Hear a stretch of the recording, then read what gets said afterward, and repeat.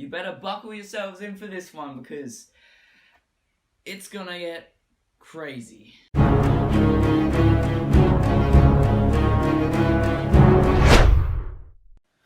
Whoa, hey, oh. Hello everyone. Alright, so I'm just gonna get straight into it. My theory starts in Earth's far, far future, where we are introduced to two budding young scientists who have just discovered a way to regenerate human bodies.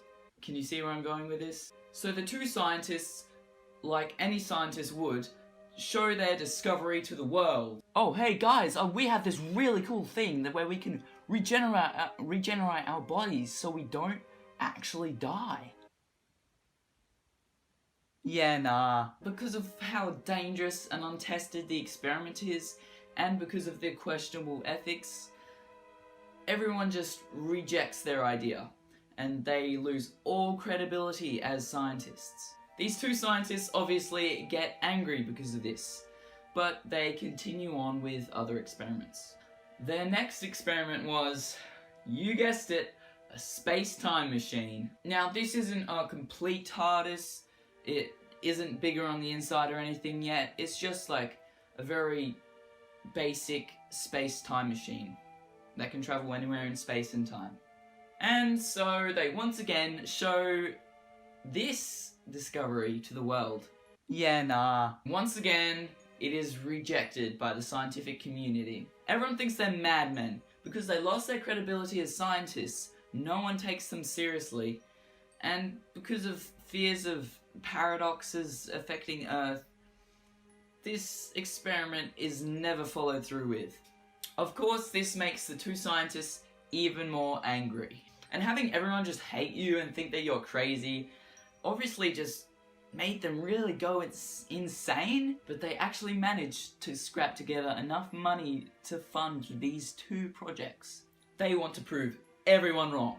They think that humans are just not good enough for their creations, that they will become more than them.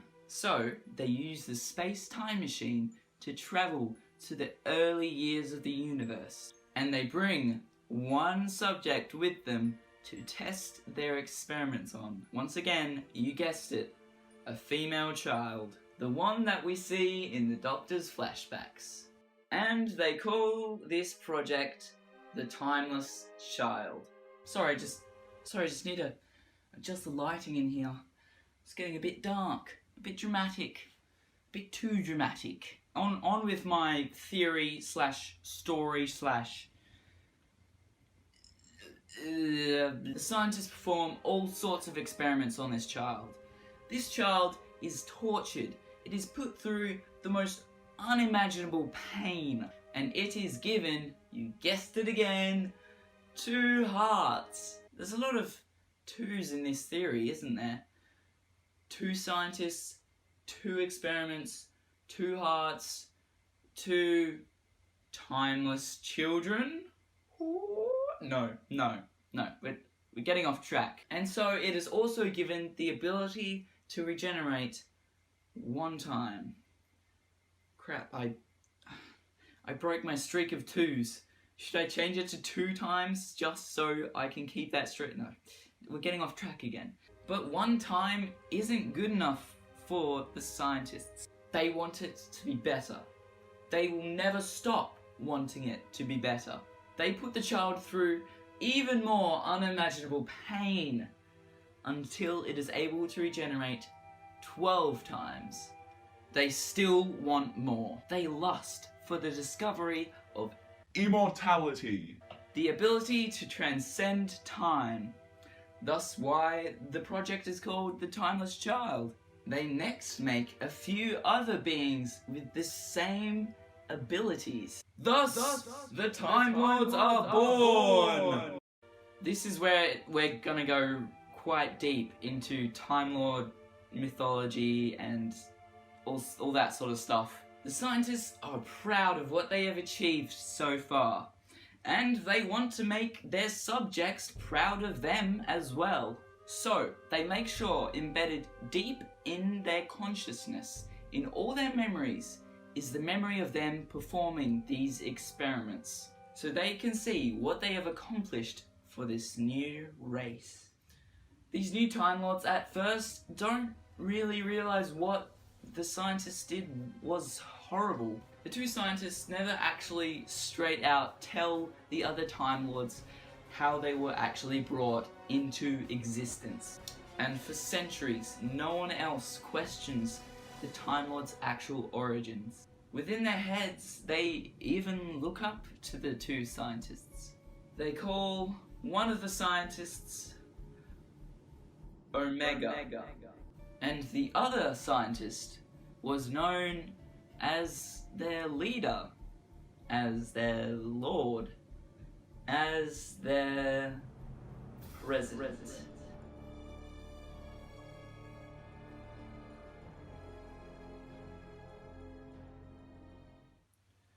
Lord President Rassilon and Omega go on to master time travel together and invent the Matrix, the keeper of all Time Lord knowledge. But one of the new Time Lords actually eventually realizes that what the two scientists had done was terrible and that they needed to be stopped. And the two scientists obviously didn't like this, so they got rid of this rebel Time Lord. Got rid, you can take that however you want. They might have killed him, they might have, I don't know, whatever. They just got rid of him. Because they don't want this to happen again, the scientists get rid of any evidence of what they did to this child. So they erase the timeless child's memory. They replace it with a different personality from the one place where all of Time Lord's experiences and personalities are stored. The Matrix. But they don't want to use the mind of a fully fledged, civilized Time Lord. No, that would be a waste. They use the mind of a failed Time Lord. One that did a disservice to Gallifrey. One that ran away.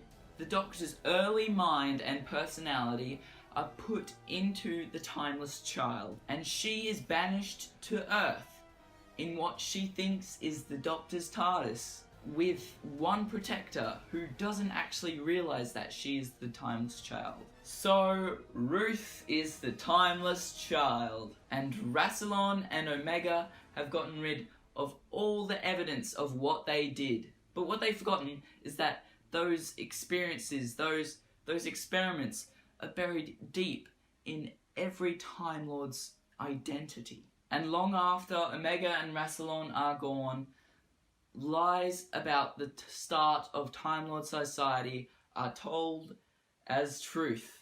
So that's my theory about the timeless child.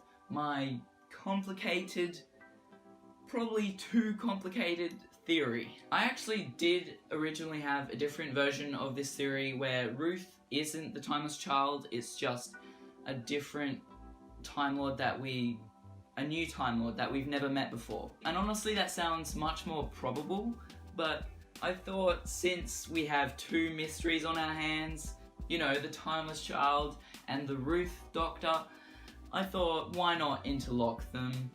It makes it more fun. That's all this is in the end anyway, it's just fun speculation. But there actually are quite a few other questions that haven't been answered that this theory solves. Like, why does Rassilon punish Time Lords who seek immortality in the Five Doctors? Because he remembers the horrible things that he did. He remembers how far he was willing to go to unlock immortality. It also explains why the Time Lords physically look like humans. Because they actually descended from humans. And it could also explain why the Doctor keeps returning to Earth, because she unconsciously knows that she's sort of descended from humans or is connected to humans in some way. You know, maybe. It could also sort of explain how the Doctor was half human in the TV movie. It doesn't really, but sort of? Tell me what you think of my theory in the comments below. If you have any theories of your own, definitely comment them down below, or give like a rough summary of them in the comments, because I want to read them. I am genuinely really invested in this mystery. If you've liked some of the videos you've seen on this channel, then you could also subscribe if you want. And if you've liked some of the videos that you've seen of mine on this channel, then you could also go and subscribe to my channel, Millsy. Anyway, thanks everyone for watching this video, and I will see you when I see you.